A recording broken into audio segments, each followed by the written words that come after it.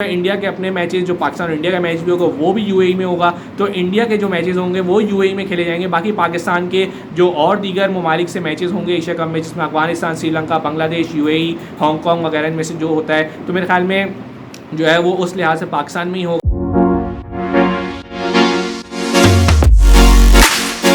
अस्सलाम वालेकुम जी, उम्मीद है आप सब खैरियत से होंगे, ठीक ठाक होंगे और अपना बेहतरीन ख्याल रख रहे होंगे। जी हाँ, इख्तिताम हो चुका है एक और मैच का जो कि पाकिस्तान सुपर लीग सीज़न 8 में खेला जा रहा था, पेशावर ज़ल्मी वर्सेस मुल्तान सुल्तान्स, और ये मुल्तान ने मैच जीत लिया है। 56 रन से कामयाबी हासिल की है मुल्तान सुल्तान्स ने। टॉस ज़रूर आज जीता बाबर आजम ने, कभी कभार जीतते हैं टॉस, लेकिन जी हाँ जीत लिया है इस बार बाबर आजम ने टॉस, लेकिन मैच हार गए हैं। जी हाँ, बड़ा भारी भरकम दिन रहा आज बैट्समैनों के लिए। जी हाँ, क्या लाजवाब आज बैटिंग डे रहा। आज बॉलर्स के लिए इतना कुछ नहीं था, लेकिन मुल्तान सुल्तान्स के बॉलर्स के लिए बहुत कुछ मौजूद था। लेकिन आज बैटिंग पावर हाउस दोनों, मुल्तान की भी और पेशावर की भी, ज़बरदस्त बैटिंग डिस्प्ले आज देखने को मिला।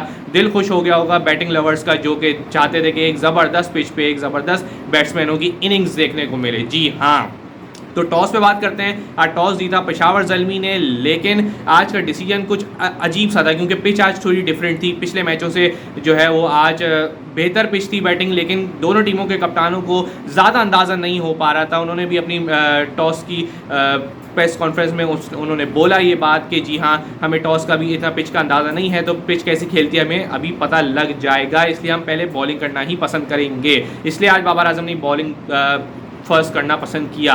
तो उसके हवाले से बात करते हैं कि जी हाँ, मुल्तान सुल्तान्स की बैटिंग में मैं सबसे पहले बात करूंगा, लेकिन उससे पहले आपको बताता चलूँ कि जी हाँ, वीडियो के एंड में मैं आपको एशिया कप 2023 के हवाले से एक अपडेट देता चलूँगा कि जी हाँ, क्या फ़ैसला होने जा रहा है और क्या फ़ैसला हो चुका है, और वर्ल्ड कप जो इंडिया में 50 ओवर्स का खेला जाना है उसके हवाले से भी कुछ ना कुछ माइंड बना लिया गया है पाकिस्तान क्रिकेट बोर्ड की जानिब से, या उस हुक्काम की जानिब से जो हमें ज़राए बता रहे हैं। और एशिया कप के हवाले से भी कुछ इंडियन मीडिया भी कोट कर रहा है और वही खबरें हम तक भी पहुंच रही हैं। जी हाँ, लेकिन आइए बात करते हैं मैच पे बात करता हूँ पेशावर ज़ल्मी वर्सेस मुल्तान सुल्तान्स के, जो कि मुल्तान क्रिकेट स्टेडियम में खेला जा रहा था और जिसमें मुल्तान ने एक भारी भरकम टारगेट लगा दिया। जी हाँ, अच्छे से सजा दिया। बैटिंग डिस्प्ले पावर हाउस का आज हमें एक भरपूर मुजाहरा देखने को मिला। 210 रन बनाए मुल्तान सुल्तान ने, 3 खिलाड़ी ही उनके आउट हो सके। आज रायली रूसफ ने बताया कि जी हाँ, मुल्तान क्रिकेट स्टेडियम से उनका रिश्ता बहुत पुराना है। जी हाँ, क्योंकि इससे पहले वो सेंचुरी बना चुके हैं यहाँ पे, और टीम सामने कोयटा ग्लैडिएटर्स थी उस वक्त, और उस वक्त भी तकरीबन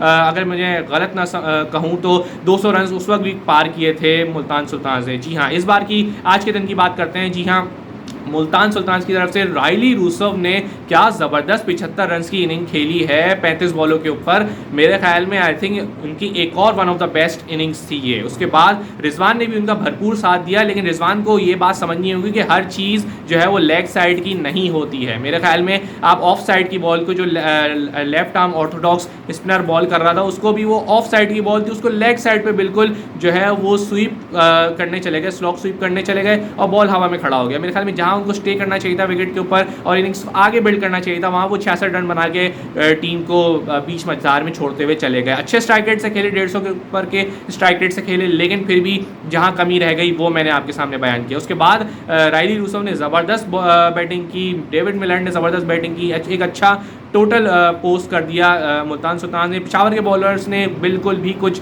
अच्छी लाइन और लेंस पे बॉलिंग नहीं। कप्तानी पे मैं बात इसलिए नहीं करूँगा क्योंकि कप्तान का भी क्या कसूर है जब बॉलर्स आपके ऐसी अप्रोच के साथ बॉलिंग कर रहे होंगे जहाँ पे मतलब उनको समझ ही नहीं आ रहा, जहाँ शॉर्ट बॉलिंग कर रहे हैं, लाइन पे बॉल नहीं कर रहे हैं, नो बॉल्स कर रहे हैं, वाइड्स हो रही हैं, कैचेस भी इतने अच्छे नहीं रहे, फील्डिंग भी आज अच्छी नहीं थी पेशावर की। तो मेरे ख्याल में ये एक पॉइंट बना के 210 रन का पहाड़ जैसा एक टोटल जो है वो खड़ा कर दिया मुल्तान सुल्तान से। फिर आ जाते हैं, जी हाँ, बात करते हैं जब पेशावर की जो है वो बैटिंग शुरू हुई और मुल्तान की बॉलिंग शुरू हुई। लेकिन आपको बात करनी होगी कि जी पाकिस्तान का जो फ्यूचर है, यंग स्टार्स हैं हमारे, जो फ्यूचर बैट्समैन हैं, हमें वो एक सेफ हैंड्स में नज़र आता है, क्योंकि मोहम्मद हारिस ने ज़बरदस्त बैटिंग की। फिर उसके बाद साइम अयूब की तो क्या ही मैं बात करूँ जी, वो लड़का छोटा सा है लेकिन धमाका बड़ा करता है। जी हाँ, जैसे आपने देखा कॉन्फिडेंस लेवल उसका दिखता है कि जब वो पीछे स्क्वायर लेग की तरफ जो है वो छक्का मारता है, तो मेरे ख्याल में वो देखने की जहमत भी गवारा नहीं करता कि भाई वो छक्का हो भी रहा है नहीं हो रहा, क्योंकि क्योंकि उसको एतमाद इतना ज़बरदस्त होता है कि जी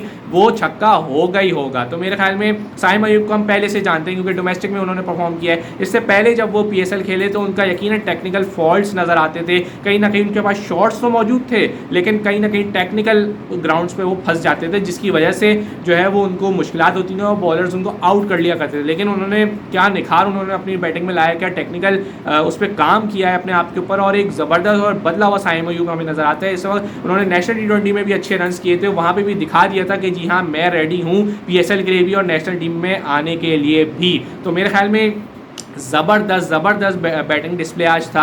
हाँ, मोहम्मद हारिस की भी तारीफ़ करनी होगी, दिलेराना बैटिंग थी, साइम अयूब की भी दिलेराना बैटिंग थी, लेकिन पेशावर की जो बैटिंग लाइनअप है उन्होंने उसका साथ नहीं दिया। देखिए साइम अयूब अगर खेल रहे थे और वो कंटिन्यू कर रहे थे, लेकिन एक साइम अयूब अकेला क्या करेगा, ये बात बिल्कुल सही है क्योंकि और बैट्समैनों ने उनका साथ बिल्कुल नहीं दिया। आज बाबर आजम भी जल्दी आउट हो गया, एहसानुल्लाह की ज़बरदस्त बॉल जो बहुत तेज़ आई और बाबर आजम के पैड्स पे लग गई, मेरे ख्याल में वो पेस को जज नहीं कर सके, तो बाबर आजम के लिए एक ऑफ डे था। लेकिन मेरे ख्याल में बॉलर्स की तारीफ़ करनी होगी, कैप्टनसी की तारीफ़ करनी होगी मोहम्मद रिजवान की। उन्होंने ज़बरदस्त सही जगह पे सही बॉलर्स को यूटिलाइज़ किया, पेस को जहाँ कम करना था वहाँ पे मीडियम पेसर्स बॉलर लगाया, पोलार्ड को लगाया, कार्लोस ब्रैथवेट को लगाया, मेरे ख्याल में उसामा मीर से बॉलिंग अच्छी कराई, बीच में उसामा मीर ने ज़बरदस्त बॉलिंग की, 3 विकेटें ली। फिर उसके बाद कि एहसानुल्लाह ने 3 विकेटें ली, अब्बास आफरीदी ने भी ज़बरदस्त बॉलिंग की, लेकिन साइम अयूब का वो मेरे ख्याल में बनी बन के रह गए क्योंकि उस जहाँ साइम अयूब मिलते हैं वहाँ वो छक्का पीछे लगा देते हैं। मेरे ख्याल में एक अच्छा बैंटर उन दोनों के दरमियान भी चलता हुआ आपको नज़र आया होगा। तो इस लिहाज से एक अच्छी कप्तानी और बीच में